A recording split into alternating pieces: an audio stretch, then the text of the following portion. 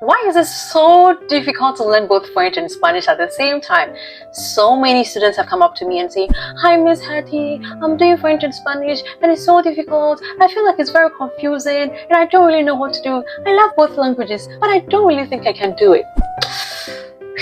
If this sounds like you, don't worry, I've been there before, and this is the perfect video for you.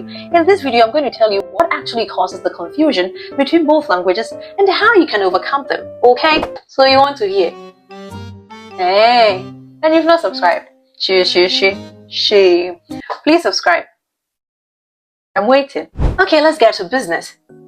First of all, you're going to talk about what causes the confusion between both languages. The first thing is their similarities. First of all, both French and Spanish are Romance languages. When we talk about Romance languages, what we mean is that they both have Latin roots, okay?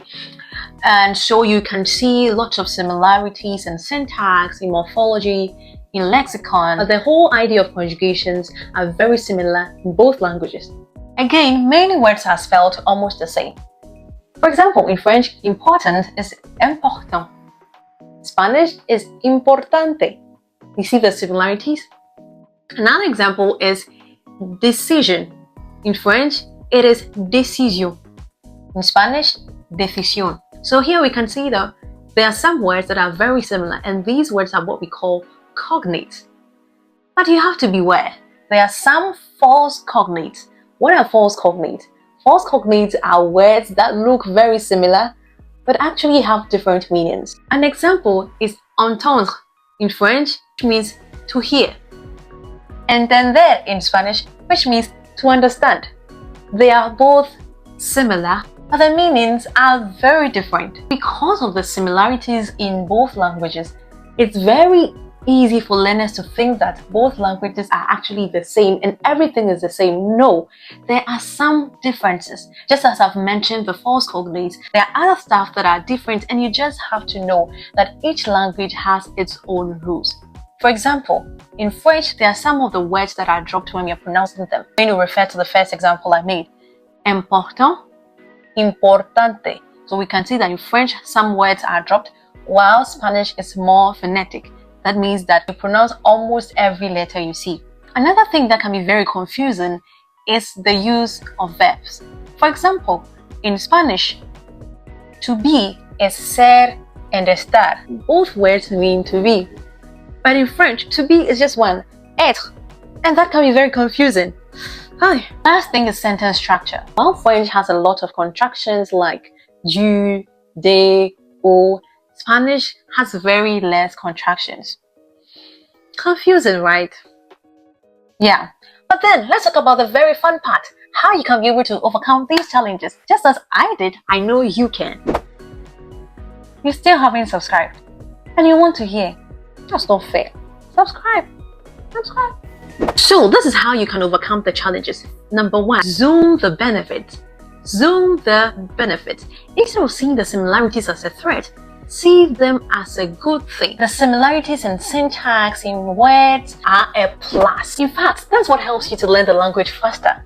For example, if not for the fact that I had prior knowledge in French on conjugations, it would have been very difficult for me to learn Spanish. But once I already know that the concept of conjugation is present in French, I apply the same concept when I'm learning Spanish, and that makes it easier. If you see things that way, I bet you wouldn't have so many problems. The second thing is to give less focus to the dominant one. When we talk about a dominant language, we mean the language that you feel more comfortable with, that you feel like you are more fluent or more proficient.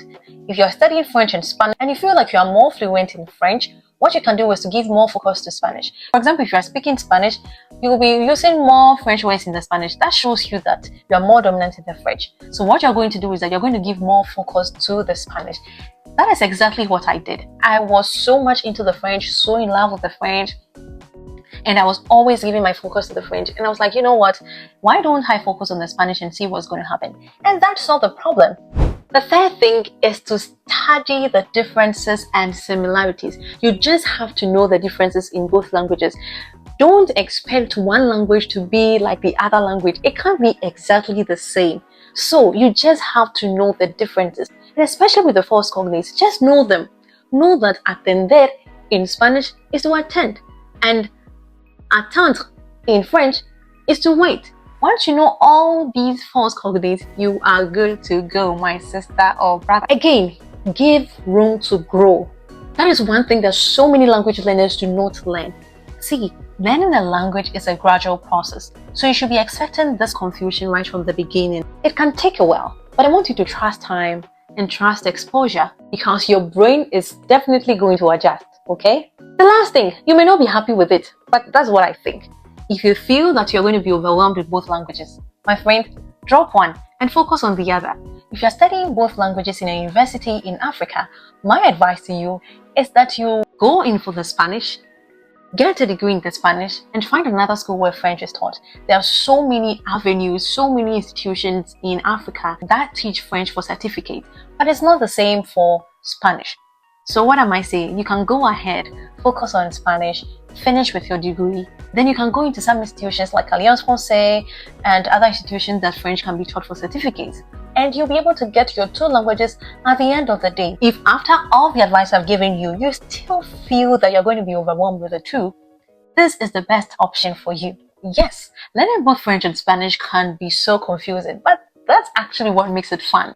The key is to embrace the challenges, stick to the patterns that I've talked about in this video, and stay consistent. Now I want to hear from you. What are some of the challenges that you've had with learning 2 languages at a time? It could be French and Spanish or any other 2 languages that you are learning. Let me also know how you are trying to overcome them and how this video has helped you. My name is Miss Hetty and this is B-Proficient. Don't forget to subscribe and check out my other videos. Also follow us on all social media handles. Ciao.